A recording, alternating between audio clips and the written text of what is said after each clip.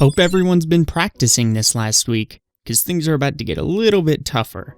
Today, we're going to be learning something a bit more subtle, but it's something that's really important to learn if you want to be able to chain insane drifts together. In this video, we're going to be learning a bit about some of the upgrades you might feel you want to put in your car, as well as a bit about more advanced throttle, gear, and brake management. Plus, we'll take a look at some common misconceptions that are sort of pet peeves of mine when it comes to drifting. To begin, take yourself and your fair lady Z to Autumn Ring Mini. Our goal today is really simple: practice drifting this course. This track focuses on a ton of low to mid-speed corners, and has a fair mix of parallel and transitional chains. It's really fun when you get used to it, but there are a few tricky spots thrown in for good measure. Turn 2 is a great example of that. Turn 1 is rather slow, but then it leads into a large downhill straight and into a heavy banked turn 2. What makes this difficult is the elevation changes. You've got the downhill transition into a sharply banked turn, and then an uphill transition into turns 3 and 4, which are parallel. What this means is that you'll need a lot of throttle control to get through without breaking your chain or spinning out / scrubbing off too much speed due to the bank and the uphill. You'll really need to be delicate on the gas here, because having too much will really heighten the chance of spinning, but too little, and you're basically guaranteed to lose the power required to make it uphill without breaking your chain. On top of that, the downhill before turn 2 can easily cause you to go too fast, because it's a tighter turn than it looks. This means that clever use of the brakes might be required. You might also have to drop a gear, because braking after that downhill could lead to you being rather low in the RPM range in too high of a gear. Another section which is extremely fun when you get good at it would be the final 5 turns. You've got 2 back-to-back parallel chains that are combined with a transitional chain, then another transition into a really smooth sweeper, ending on the main straight. Rather than being really touchy and delicate with the throttle as in the previous section, you'll want to be super smooth and straightforward with your throttle control here. Your brakes shouldn't be used at all here, instead relying entirely on a lack of gas and sharp angles to slow you down when needed. Your angle here is really important, since while there's a fair amount of give for mistakes, any mistakes that aren't corrected will be compounded in subsequent turns. There's a complex mix of different types of control required here, making this course really interesting to drift. If you're skilled enough, you can even perpetually chain the entire course into a single combo, over and over again, if you're willing to fudge the main straight with an extra little slide. I'm going to keep drifting this while the rest of the video goes on, and you should be too. Note that I'm not going to get every single lap perfect, so please don't crucify me in the comments for making some mistakes. You'll learn quickly that on this track, the line sort of takes you where it wants to take you. To correct mistakes takes smooth actions rather than sharp corrections. In a sense, you just have to sort of let it correct itself. Mistakes will happen. Now, let's talk about the upgrades mentioned at the top of the video that you might or might not want to install on your car. Specifically, we're talking about the supercharger and the turbocharger.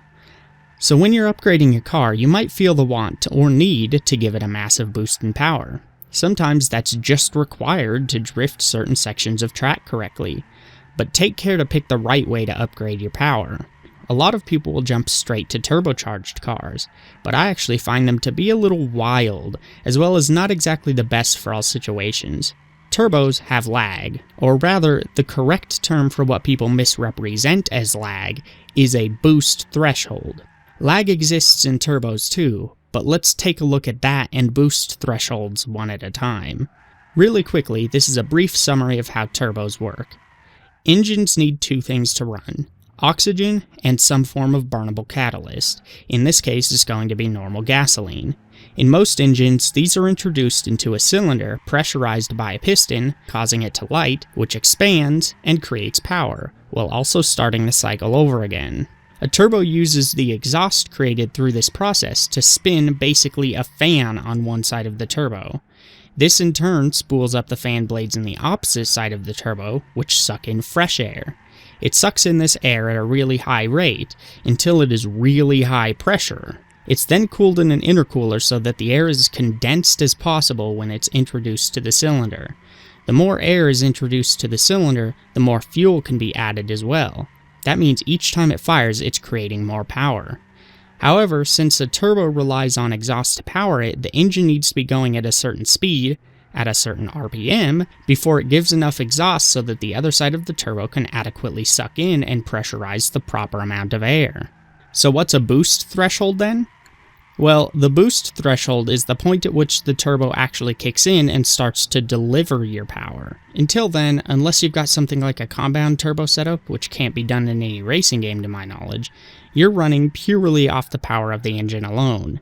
Even though it's my favorite car, the Subaru Impreza WRX STI uses really high boost pressures to reach the power and speeds that it does. This means if you stripped the turbo out, it would be rather gutless. You'll often hear people talking about when a turbocharged car gets on boost. This is what they're talking about, is the point where the turbo has spooled up to the speed where it can suck in enough air to deliver high pressure, condensed power straight to your engine. It's not called lag. It's called the boost threshold. This is why I personally don't like to use turbos while drifting, and in fact would prefer to avoid turbos if at all possible while drifting. I don't hate them or anything, far from it. I just prefer having as much power as I can during any given time, and I don't like having a sudden jump in power. It can feel unmanageable at times, so I prefer the power to be as linear as it can be. So what is turbo lag then? Turbo lag is the amount of response you get when you get on and off the gas while already on boost. This is obviously important too, but I don't even know if most games simulate it to a reliable degree, so I can't say that I'm trying to avoid turbo lag when not using turbos. What are your other options then? Well, the simplest answer is to go with a naturally aspirated car, which relies solely on the power of its engine. Pretty straightforward. The other basic option is a supercharger. For some reason in Gran Turismo, only certain cars can use turbos and certain other cars can use superchargers. I'm not sure why. But there are two basic forms of superchargers. To keep this simple, a centrifugal supercharger basically works like a turbo. The other option is a belt-driven supercharger. These still suck in air, pressurize it, cool it, and send it to the engine. But instead of being driven by exhaust, they use a belt attached to the engine. That way, you can get much more linear and predictable power. While this is all but guaranteed to give you power gains, it does come at a cost. A belt-driven supercharger requires the power of the engine to drive it, meaning you're technically losing horsepower to gain horsepower. When drifting, you really want access to as much power as you can have at any given time. Superchargers in Gran Turismo focus more on mid to low RPM ranges, meaning your power feels more consistent than with a turbo. You can use a mid-range turbo to get a similar feeling, but if you want more power, you'll need the high-range turbo, which destroys your consistency. So I like to stick with naturally aspirated cars when drifting. Now that that's out of the way, let's briefly talk about some common misconceptions related to drifting. I don't want to dwell on these things, so much as get them out there so that you don't end up being one of those bro dude drifters that throws around a bunch of nonsense and thinks they're part of some elite club because they can drift Suzuka East really well, and can only drift Suzuka East really well. So the first thing is, Suzuka East is not drifting mecca. It's really great for starting out. It's fun when you want to just have some brain-dead simple transitional chains, and it's cool for getting friends together where you can show off your cars or practice tandem drifting together. But it's not worth spending all your time drifting on once you're decently skilled. I see a lot of people who drift here basically exclusively, and I'm not sure I see the appeal. What's annoying though is when these people act like they're top-tier drifters and way better than you because they can drift this track. Get over yourself. There seems to be this idea that your car should be bouncing off the rev limiter while drifting, because that's what was shown in movies like The Fast and the Furious. But this too is entirely false. If you're bouncing off the rev limiter, that tells me that you're in need of more power, and the gear you're in isn't giving it to you. So the solution? Upshift. Next, don't think you're cool for drifting straights. If it's something like the straight here on Autumn Ring where you only need one brief transition in the straight in order to link the whole track together, then sure, do it, whatever. But if you're on something like Tokyo Route 246, don't slow everyone down by swerving back and forth across the track on the straight. The excuse I hear all the time is that professional drifters do it, but they don't. If they're just messing around, you'll see them do it while showing off, but in competition, they do not snake back and forth across straights. Why? Because drift courses are specifically set up so that you never have a straight that long. Whether it's a track designed for drifting, a section of an existing racetrack, or a strip of public road closed off for competition, the courses they choose are all designed so that you do not have to spend a quarter mile flopping back and forth down a straight before you get to the next section of corners. It's not how real drifting works. Go home.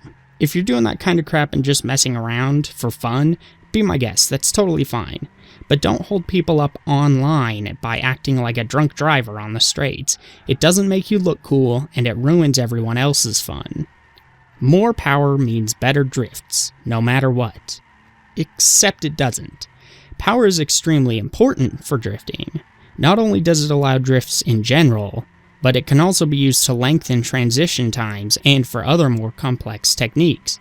But more power isn't always better. More power can make maintaining proper control downright impossible at times. The excuse is that professional drifters have absolute mountains of power, but that's because these cars are meticulously designed to handle that power, and these people have trained for years and years to utilize that power. When tuning a car, you simply can't go into the same amount of detail on most racing games as they do in real life.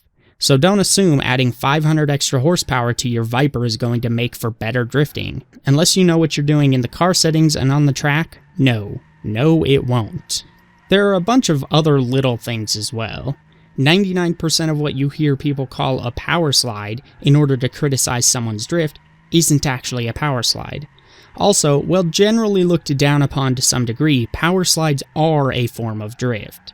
Some people claim that the only hardcore drifts are the ones that you initiate without using the e-brake.